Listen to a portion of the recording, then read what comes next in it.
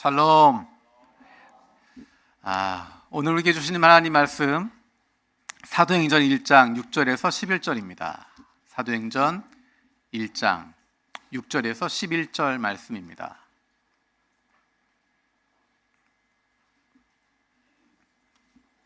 우리 한 목소리로 함께 읽겠습니다.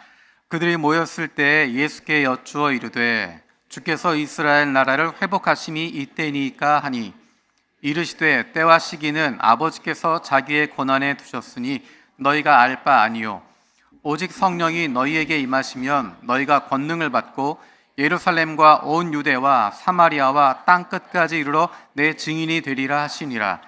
이 말씀을 마치시고 그들이 보는데 올려져 가시니 구름이 그를 가리어 보이지 않게 하더라.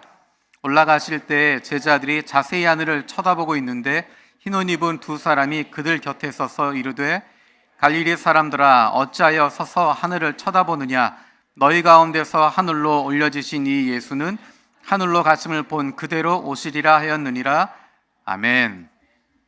오늘은 성령 강림 주일입니다. 그래서 앞에 보시면 성령 강림을 상징하는, 성령을 상징하는 붉은색으로 드림천이 되어져 있고 제가 하고 있는 스톨도 붉은색으로 하고 있습니다. 이 색상은 예수님의 보혈을 의미하고 또한 성령을 상징하게 됩니다. 그리고 오늘은 성찬식이 함께 하게 됩니다. 5월부터 사역에 복귀하면서 사도행전 말씀을 나누고 있는데 오늘 본문이 바로 오늘 읽었던 이 본문이 성령 강림 주일과 너무도 잘 맞는 내용입니다. 얼마나 감사한지 모르겠습니다.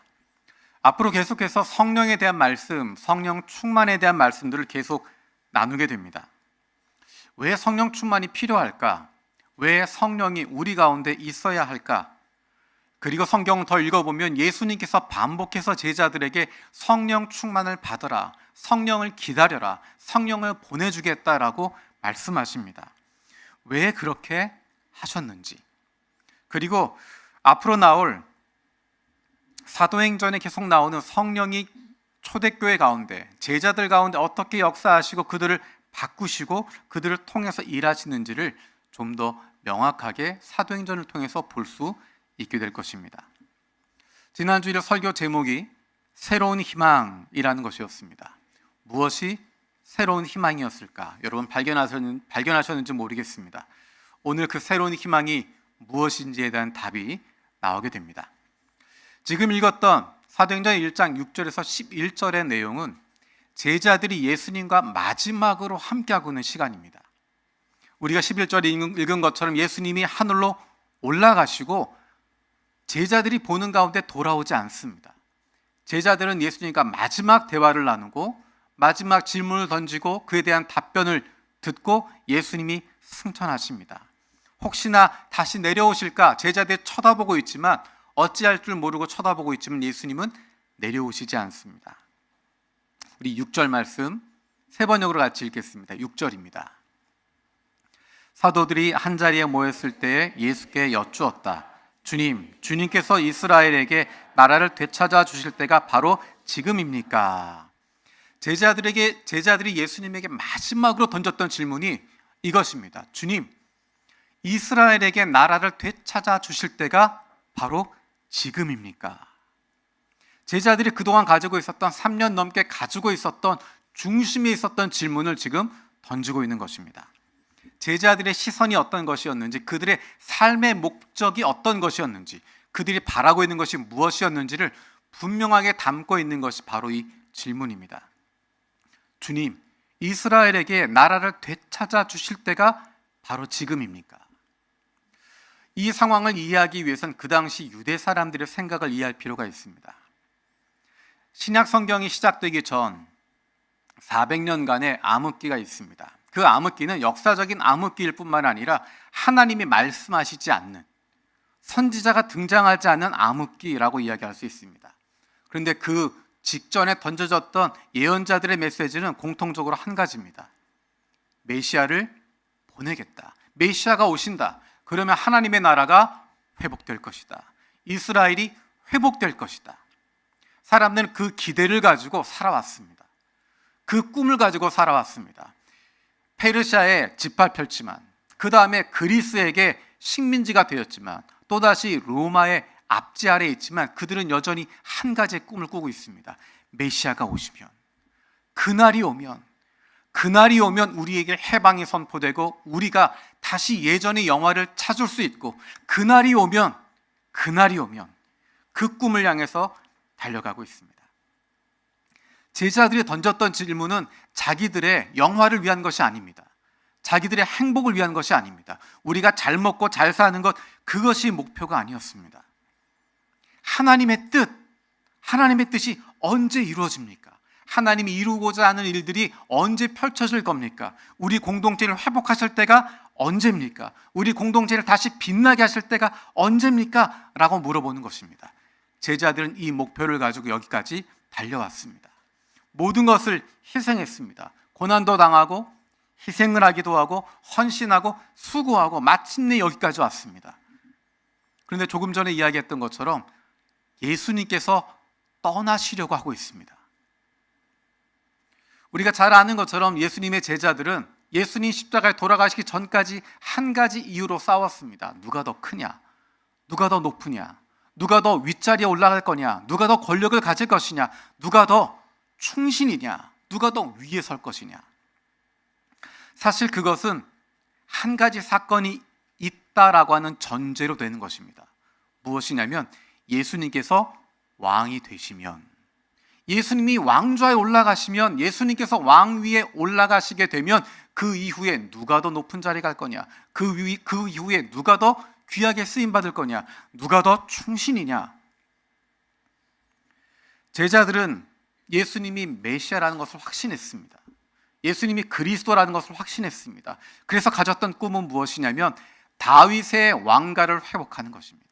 다윗의 왕국을 다시 재건하는 것입니다.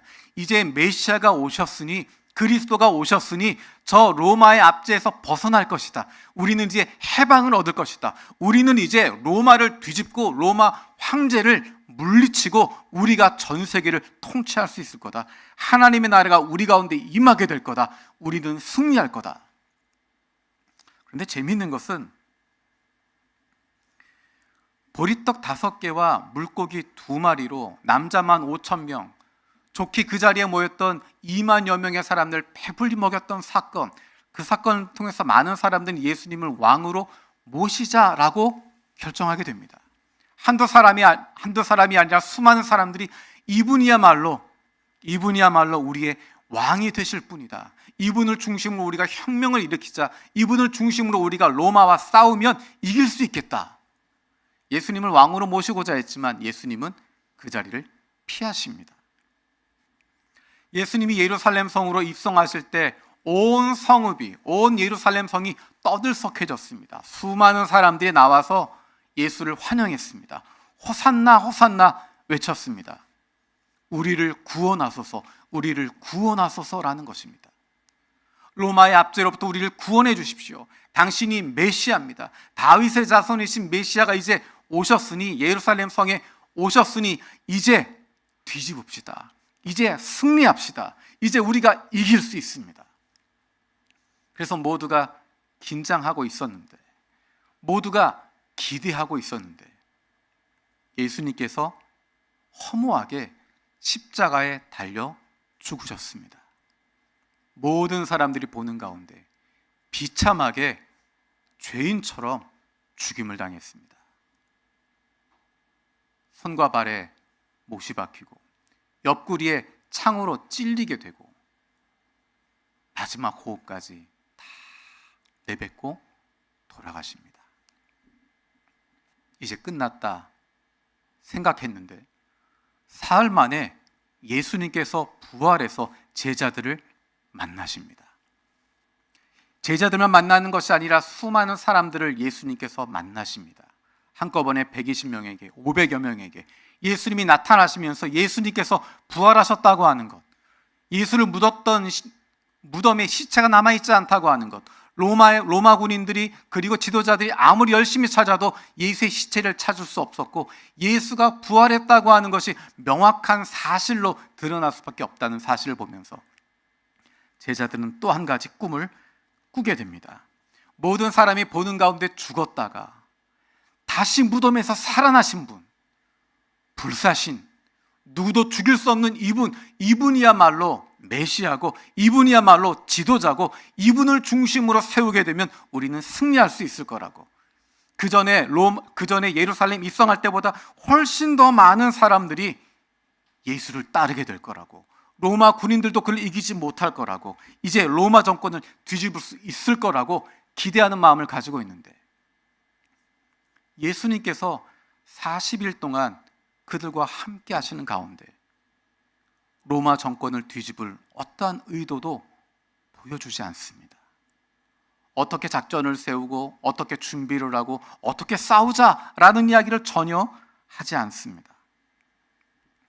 제자들의 기대는 예수님이 메시아로서, 하나님의 아들 그리스도로서 이제 다윗의 가문을 재건하고 이스라엘을 회복하고 왕으로 등극하실 것이라고 하는 것을 믿고 있었는데, 제자들은 불안할 수밖에 없습니다. 예수님은 떠나려고 하시고, 예수님은 자꾸만 떠난다는 이야기를 하시기 때문에 불안해합니다. 제자들이 구했던 것이 개인의 성공이나 영화를 구했던 것, 부귀영화를 구했던 것 아닙니다. 하나님의 뜻을 구했고, 하나님이 이루실 일을 구했고, 하나님이 원하시는 일, 우리 공동체를 회복하실 것, 우리 공동체를 다시 빛나게 하실 것, 그것을 바라고 있었는데, 예수님의 답변은 전혀 다른 말씀을 하십니다. 8절 말씀 함께 읽겠습니다. 8절입니다. 그러나 성령이 너희에게 내리시면 너희는 능력을 받고 예루살렘과 온 유대와 사마리아에서 그리고 마침내 땅끝에까지 이르러 내 증인이 될 것이다. 이 내용을 자세히 볼 필요가 있습니다. 개역개정에서는 오직 성령이라고 되어 있어서 오직 성령으로 생각할 수 있지만, 내용은 그것이 아니라 오직은 그러나라고 하는 의미로 쓰여진 것이고, 앞에 있는 내용과 관계없이 앞에는 이런 내용이 있지만 그러나 너희는 이라고 하는 내용입니다. 그러나 너희는, 너희가 물어보고 있는 것, 그것은 너희의 몫이 아니다. 제자들이 물어봤던 하나님의 나라를, 이스라엘에게 나라를 되찾아 주실 때가 지금입니까? 라고 물어보고 있는데, 예수님의 대답은 그건 너희들이 상관할 바 아니고, 그건 너희들이 생각할 거 아니고, 그러나 너희는 너희의 시선을 돌려서 너희가 해야 할 것이 있다라고 말씀하시는 것입니다. 너희가 지금 물어보고 있는 것, 그것은 너희가 할 수 있는 것이 아니고, 그것은 너희들이 상관할 바가 아니고, 그것이 아니고 다른 것, 너희가 할 수 있는 것, 너희가 해야 할 것, 그것이 따로 있다. 제자들이 할 수 있는 것에 집중하라고 이야기하십니다. 그것이 무엇이었을까? 우리가 지난주에 읽었던 누가복음 24장 48절, 49절에서도 말씀하신 것이 바로 너희가 증인이 될 것인데, 그러기 위해서 성령을 기다려라 말씀하십니다. 복음서와 사도행전을 연결하고 있는 중심이 바로 그 말씀이다 라고 이야기했습니다. 우리가 사도행전 말씀을 지난주부터 시작했는데, 앞으로 사도행전을 읽어가게 될 때, 사도행전이 시작될 때 반드시 있어야 할 것, 그것을 성경은 성령이라고 말씀하고 있습니다. 그러나 성령이 너희에게 임하시면, 성령이 너희에게 임하시면 비로소 너희의 시선을 돌리게 되고 집중할 수 있게 되고 내가 해야 할 것이 무엇인지를 발견하게 될 것이다. 교회가 시작되기 전에 반드시 있어야 할 것, 그것은 성령이라고 말씀하십니다. 믿음의 공동체가 형성되고 사역하기 전에 반드시 있어야 할 것, 그것이 바로 성령 충만이다 라고 이야기합니다. 예수님께서 성령에 대해서 너희가 성령을 받아야 된다라고 하는 이야기를 사도행전에서만 하신 것이 아닙니다. 조금 전에 이야기했던 것처럼 누가복음 맨 끝나는 부분에서 너희가 성령을 기다려야 된다 말씀하실 뿐만 아니라, 예수님께서 예수님의 제자들에게 집중해서 말씀하실 때 반복해서 말씀하시는 것이 성령을 기다려라 라는 것입니다. 요한복음 13장에서 17장까지의 내용은 마지막 몇 시간의 내용입니다. 예수님과 제자들이 함께하고 있었던 마지막 시간. 우리가 잘 아는 것처럼 예수님이 제자들과 마지막 만찬을, 성만찬을 나누십니다. 그리고 겟세마네 동산에서 기도하시다가 잡히십니다. 그 사이의 시간, 예수님과 제자들만 있었던 시간에 예수님이 제자들에게 마지막으로 주셨던 유언과도 같은 말씀, 마지막으로 그들에게 부탁하는 말씀, 신신당부하는 말씀, 그 가운데 중심이 되는 것은 내가 떠나간다. 내가 떠나간다. 내가 떠나가지만 성령을 보내겠다. 내가 떠나가는 것이 너희에게 유익하다. 왜냐하면 보혜사 성령을 보내주기 때문이다. 그는 너희를 고아처럼 내버려 두지 않으신다. 예수님이 떠나시는 상황에서 제자들에게 반복해서 이야기하십니다. 나는 떠날 거야. 하지만 아버지께서 보혜사 성령을 보내주실 거야. 내가 떠나지만, 내가 너희와 육신적으로는 떠나 있지만 성령을 보내주실 거야. 성령이 너희와 함께 하실 거야. 내가 너희와 함께 할 때보다 더 큰 일들을 너희들이 이루게 될 거야. 우리 요한복음 14장 16절에서 18절 말씀 함께 읽겠습니다. 내가 아버지께 구하겠다. 그리하면 아버지께서 다른 보혜사를 너희에게 보내셔서 영원히 너희와 함께 계시게 할 것이다. 그는 진리의 영이시다. 세상 그를 보지도 못하고 알지도 못하므로 그를 맞아들일 수가 없다.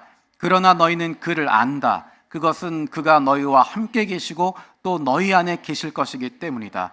나는 너희를 고아처럼 버려두지 아니하고 너희에게 다시 오겠다. 예수님께서 떠나시지만 내버려두지 않으시고 예수님의 제자들뿐만 아니라 그들을 통해서 예수를 믿게 될 사람들, 그들을 내버려두지 않으시고 그들에게 성령을 보내주시겠다. 우리 16장 7절 말씀, 요한복음 16장 7절 또 읽겠습니다. 그러나 내가 너희에게 진실을 말하는데 내가 떠나가는 것이 너희에게 유익하다. 내가 떠나가지 않으면 보혜사가 너희에게 오시지 않을 것이다. 그러나 내가 가면 보혜사를 너희에게 주겠다. 제자들은 예수님이 조금 더 같이 있기를 바라지만 예수님은 제자들을 위해서라도 내가 떠나야 한다. 내가 떠나는 것이 너희에게 유익하다. 왜냐하면 내가 떠나면 성령이 너희 가운데 오시기 때문이다. 성령을 부어주기 때문이다. 성령으로 충만하게 되기 때문이다. 예수님이 가지고 계셨던, 하나님이 보여주셨던 새로운 희망은 제자들이나 새로운 조직이 아니었습니다. 잘 짜여진 조직, 튼튼하게 짜여진 조직, 그것이 아니었습니다. 예수님이 보고 계셨던, 하나님이 가지고 계셨던 새로운 희망은 바로 하나님께서 보내주실 성령입니다. 새로운 희망은 그리스도인들을 통해서 이 땅 위에 나타나시게 되는 성령입니다. 그 희망이 우리 가운데 역사하시는 것이고 우리를 변화시키시고 우리를 일어나게 만드시고 우리를 새롭게 만들어 주셔서 세상에 감당할 수 없도록 변화시켜 주시는 것입니다. 너희에게 성령이 내리시면 너희는 변화되는데 어떻게 되는가? 너희는 증인이 될 것이다. 예루살렘과 온 유대와 사마리아에서 그리고 땅끝까지 이르러 내 증인이 될 것이다. 예수님께서 성령을 약속하시면서 요한복음에서도 그 말씀을 반복해서 하고 계십니다. 요한복음 15장 26절 27절 말씀 함께 읽겠습니다. 내가 아버지께로부터 너희에게 보낼 보혜사 곧 아버지께로부터 오시는 진리의 영이 오시면 그 영이 나를 위하여 증언하실 것이다. 너희도 처음부터 나와 함께 있었으므로 나의 증인이 될 것이다. 아멘. 앞으로 사도행전에 등장하게 되는 가장 중요한 키워드가 바로 증인이라는 것입니다. 증언한다라는 것입니다. 나타낸다라는 것입니다. 사도행전 3장 15절 한번 읽어보겠습니다. 그래서 여러분은 생명의 근원이 되시는 주님을 죽였습니다. 그러나 하나님께서는 그를 죽은 사람들 가운데서 살리셨습니다. 우리는 이 일의 증인입니다. 우리는 보고 들은 것을 말하지 않을 수 없습니다. 우리는 이 모든 일의 증인이며 하나님께서 자기에게 복종하는 자들에게 주시는 성령도 그렇습니다. 사도 바울에게도 예수님께서 말씀하십니다. 사도행전 23장 11절 말씀 같이 보겠습니다. 그날 밤에 주님께서 바울 곁에 서서 말씀하셨다. 용기를 내어라. 네가 예루살렘에서의 나의 일을 증언한 것과 같이 로마에서도 증언하여야 한다. 사도 바울은 증인의 삶을 살아가며 증언하는 삶을 살게 됩니다. 사도행전 맨 마지막 절은 이렇게 이야기합니다.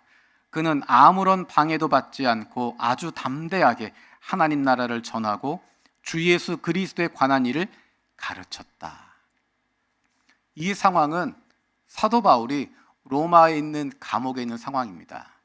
조금 더 정확하게 표현하면 감옥은 아니고 로마에 들어가서 가택 연금이 되어 있는 상태입니다. 죄수의 신분으로 있습니다. 집을 벗어날 수 없습니다. 그런데 말씀해 보면 아무런 방해도 받지 않았다라고 이야기합니다. 아무런 방해가 없었던 것이 아니라 아주 담대했기 때문에 무엇도 그에게 방해가 되지 않았다라는 것입니다. 그 무엇도 그를 막을 수 없었다. 그 무엇도 그를 가두어둘 수 없었다. 그 무엇도 그를 한정할 수 없었다. 그래서 그는 아무런 방해도 받지 않고 담대하게 하나님 나라를 전하고 예수 그리스도에 관한 일들을 가르쳤다. 우리가 조심해야 할 한 가지가 있습니다. 무엇에 대한 증인이고 무엇에 대한 증언일까? 우리는 자꾸만 교리를 가르치려고 합니다. 공식을 이야기해 주려고 합니다. 이게 복음이야 라고 이야기하고 이걸 믿어야 돼 라고 이야기합니다. 자꾸만 지식을 전달하려고 합니다. 지식을 이야기해 주고 그것을 들으면 된다라고 생각합니다. 그런데 증인이 된다고 하는 것은 내가 보고 들은 것, 믿는 것, 그것대로 살아가는 것입니다. 내가 믿는다면 그렇게 살아가는 것입니다. 내가 살아가고 있는 모습이 바로 증인이 되는 것입니다. 사도 바울에게 왜 그런 역사가 일어날 수 있었을까? 그가 탁월하게 잘 가르쳤기 때문일까? 그렇지 않습니다. 사도 바울은 자기가 가르치는 것 그것을 믿고 있었고 그렇게 실천하고 있었고 그렇게 살아가고 있었습니다. 사람들은 그가 이야기하는 아름다운 이야기, 논리적인 이야기 그것 때문에 움직이는 것이 아니라 그것에 목숨을 걸고 있는 사도 바울을 보면서 그를 신뢰하게 됩니다. 초대교회가 왜 달라질 수 있었을까? 사람들은 그것을 믿었고 그렇게 살았기 때문입니다. 말을 잘했기 때문이 아니라 교리를 잘 전달했기 때문이 아니라 지식을 잘 전승했기 때문이 아니라 믿는 대로 살았기 때문입니다. 우리가 그들이 어떻게 살았는지는 앞으로 살펴보게 될 것입니다. 우리가 증인된다고 하는 것, 그것은 말을 잘하는 것, 교리를 잘 전달하는 것, 지식을 잘 전달하는 것, 그것이 아니라 증인으로 살아가는 것입니다. 내가 믿고 있는 대로 살아가는 모습을 통해서 예수 그리스도가 어떤 분이신지를 보여주게 됩니다. 여러분이 어떻게 예수님을 믿게 됩니까? 다른 사람들이 어떻게 예수님을 믿게 됩니까? 직장에서 좋은 직장 동료의 모습을 통해서 예수님을 만나게 됩니다. 누구나 직장 상사가 되면 갑질할 수 있는데 그런 갑질하지 않고 오히려 갑질하는 사람 막아줄 수 있는 모습 보면서 그 사람이 믿는 예수는 다르다는 것을 알게 됩니다. 똑같이 갑질하고 똑같이 위에서 군림하고 있으면 그 사람이 누굴 믿든 관여하지 않습니다. 힘들고 어려운 상황이 되었을 때 똑같이 힘들고 어렵지만 그럼에도 불구하고 다른 이들을 돌아볼 수 있는 사람, 어렵지만 힘들지만 모든 희망이 끊어진 것 같지만 그래도 옆에 있는 사람, 손 붙잡아 줄 수 있는 사람, 예수를 전혀 만나보지 못한, 만날 수 없었던 사람들, 그 사람들에게 따뜻한 말 한마디라도 건네줄 수 있는 사람, 평생 예수에 대해서, 그리스도인들에 대해서 잘못 배우고 왜곡된 생각을 가지고 있는, 예수 믿는 사람들은 다 사기꾼이고 나쁜 사람들이라고 배워왔던 무슬림들에게 좋은 고용인이 되어서 사랑을 베풀어주고 그들의 가족을 돌봐주는 모습을 통해서 예수 믿는 사람들이, 그리스도인들이 나쁜 사람은 아니구나 라는 것을 깨닫게 해주는 것. 그래서 우리 교회가 계속 이야기하는 좋은 친구가 되어주는 것, 좋은 이웃이 되어주는 것, 그것이 바로 증인으로 살아가는 것입니다. 마지막으로 우리가 어떻게 살아야 할지를 11절 말씀에서 이렇게 이야기하고 있습니다. 11절 말씀 같이 읽겠습니다. 갈릴리 사람들아, 어찌하여 하늘을 쳐다보면서 서 있느냐? 너희를 떠나서 하늘로 올라가신 이 예수는 하늘로 올라가신 것을 너희가 본 그대로 오실 것이다 말하였다. 아멘. 예수님께서 하늘로 올라가십니다. 그 장면을 바라보고 있는 제자들의 마음이 어땠을까? 몇 가지 감정이 섞여 있었을 것입니다. 조금 전에 이야기했던 것처럼 지금까지 예수를 따라서 여기까지 왔는데 예수님이 메시아로서 이스라엘을 회복시키실 것, 로마로부터 우리에게 자유를 주실 것, 그것을 기대하고 왔는데 그 꿈이 사라지는 현장이고, 그토록 사랑했던 예수님이 떠나가는 현장이고, 예수님께서 말씀하시지만 어찌할지 알지 못하는 순간이고, 그리고 다른 한편으로는 예수님이 하늘로 올라오시는 것을 보면서 너무너무 귀하고 아름답다라는 생각하게 되는, 영적으로 너무너무 흥분하게 되는 상황 가운데 있었을 것입니다. 그래서 멍하니 하늘만 쳐다보고 있습니다. 자세히 하늘을 쳐다보고 있었다라고 이야기합니다. 예수님이 완전히 보이지 않을 때까지, 그 흔적도 보이지 않을 때까지 멍하니 하늘만 쳐다보고 있는데 그들에게 이야기하십니다. 너희가 본 그대로 오실 것이다. 다시 오실 것이다. 사복음서에서 마지막에 예수님이 강조하신 것이 바로 그것입니다. 내가 다시 올 거다. 내가 다시 올 것이다. 약속한 대로 다시 올 것이다. 갚아줄 것이다. 그때는 심판주로 오시는 것입니다. 마태복음 25장에서 종말을 이야기하면서 예수님의 반복된 이야기, 떠났던 주인이 돌아온다. 그때가 언제인지 알지 못하지만 반드시 돌아온다. 그때는 아버지에게 달려있지만 아들은 반드시 다시 돌아오고, 떠났던 주인이 다시 돌아오고, 길 떠났던 왕이 다시 돌아와서 결산하는 날이 있다. 심판하는 날이 있다. 그 날이 반드시 올 것이다. 그리고 주신 메시지가 그래서 깨어 있어라 라는 것입니다. 깨어서 무엇을 하는 것입니까? 깨어서 하늘만 쳐다보고 있는 것이 아닙니다. 깨어 있으라 말씀하시면서 주신 것은 너에게 주어진 삶에 충실하라는 것입니다. 지금 해야 할 일 열심히 하고 있으라는 것입니다. 왜냐하면 이것이 내 몫이기 때문입니다. 하나님 나라가 언제 임할지, 언제 종말이 올지, 언제 주님 재림하실지, 언제 주님의 뜻이 펼쳐질지, 그것은 하나님의 몫이고 하나님이 하실 것이고, 너희는 증인이 되어라. 하나님이 하실 몫은 하나님께 사시는 것이고, 우리가 해야 할 몫은 우리가 하는 것입니다. 시선을 흐트러뜨리지 않고 우리가 해야 할 몫에 집중할 수 있는 힘은 바로 성령 충만해서 오는 것입니다. 성령 충만하면 우리는 나에게 주어진 삶에 충실할 수 있습니다. 세상을 떠나는 것이 아니라 세상 속에서 치열하게 살아갈 수 있습니다. 성령이 충만하면 교회 안에 머물러 있는 것이 아니라 우리의 삶의 자리에서, 우리의 가정에서, 직장에서, 그리고 하나님이 우리를 보내신 곳에서 하나님의 자녀답게, 그리스도인답게, 예수의 제자답게 살아가는 것입니다. 직장 생활하는 것 쉽지 않습니다. 사업하는 것 더 어렵습니다. 가정에서 자녀를 키우는 것 얼마나 힘든지 모릅니다.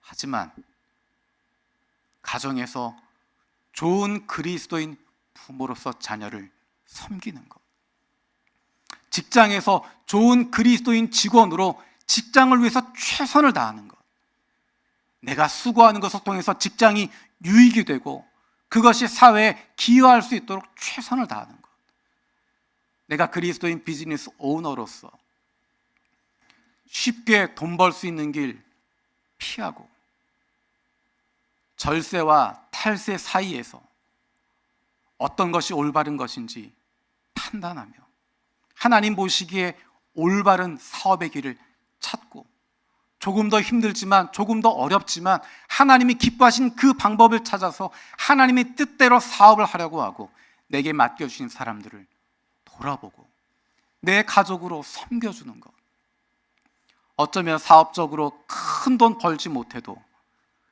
하나님이 맡겨주신 그 사람들에게 있어서 나는 예수 그리스도의 증인이 되는 것이고, 나와 함께 일하고 있는 사람들, 그 사람들에게 예수님의 증인이 되는 삶을 살아가게 되는 것입니다. 그렇게 땀 흘려 살아가고 있으면, 눈물 나지만 어렵지만 그렇게 힘써 우리에게 주신 자리에서 증인으로 살아가고 있으면, 어쩌면 우리가 생각하지도 못했던 바로 그때 주님께서 우리에게 오셔서 수고했다, 고맙다 말씀하실 것입니다. 주님이 우리에게 오실 그날이 세상이 모두가 멸망할 그날일 수도 있고, 내가 먼저 세상을 떠나게 될 그날이 될 수도 있지만, 언제일지 모르지만 그날까지 최선을 다해서 날마다 증인의 삶을 살아가고 있으면, 마침내 주님 오셔서 잘했다, 수고했다, 나는 네가 자랑스럽다 말씀하실 것입니다. 그런데 하나님께서 우리에게 이것을 혼자 감내하며 버티라고 버려두지 않으십니다. 우리에게 공동체를 주십니다. 내가 힘들고 어려울 때 붙잡아 줄 수 있는 공동체를, 누군가 도움이 필요한 사람, 내가 손을 내밀어서 잡아줄 수 있는 사람, 증인으로 살아가는 것을 서로 격려할 수 있는 공동체. 교회 안에서만 서로 즐겁고 행복한 그것이 아니라 매일매일의 삶 속에서 증인으로 사는 것 어려운데, 그 삶을 서로 격려하고 우리 잘하고 있다고, 조금만 더 힘내자고, 주님 오실 그때까지 포기하지 말자고 서로 격려해 줄 수 있는 공동체, 실패하면 다시 일어설 수 있도록 세워주는 공동체, 어려움을 나눌 수 있는 것, 그래서 서로 기도하고 세워줄 수 있는 용기를 더해주는 곳, 그것이 바로 신앙의 공동체이고 그것이 바로 교회입니다. 성령 강림의 결과로 교회가 세워집니다. 성령이 임하셔서 교회가 만들어지고, 사도행전을 통해서 그 교회가 어떻게 살아 움직이는지, 그리고 그 공동체에 어떤 어려움을 겪게 되는지, 그리고 그 어려움을 어떻게 극복해 나가는지를 사도행전을 통해서 함께 살펴보게 될 것입니다. 오늘은 성령 강림 주일로 성찬식을 하게 됩니다. 우리는 예수님을 하나님의 아들로, 그리스도로, 구주로 고백하고 그분을 영접한 사람들입니다. 그래서 우리는 서로를 믿음의 형제, 자매라고 부르고 있습니다. 서로를 세워줄 수 있는, 서로를 돌아볼 수 있는, 서로를 격려할 수 있는 공동체를 주셨습니다. 오늘 성찬식을 통해서 우리에게 주신 귀한 믿음의 형제 자매들을 위해서 기도할 수 있는 시간 되었으면 좋겠습니다. 기도하겠습니다. 살아계신 아버지 하나님, 감사드립니다. 그러나 너희에게 성령이 내리시면 너희는 증인이 될 것이다 말씀하신 주님의 말씀을 기억합니다. 우리에게 주신 새로운 희망, 성령 충만을 기도합니다. 우리에게 날마다 성령 충만하게 하여 주셔서 그로 말미암아 주님과 동행하는 삶을 살게 하시고, 우리를 보내주신 바로 이곳에서 증인의 삶을 살아갈 수 있는 그 기쁨을 누리는 저희들 되게 하여 주옵소서. 감사드리고 예수님의 이름으로 기도드립니다. 아멘.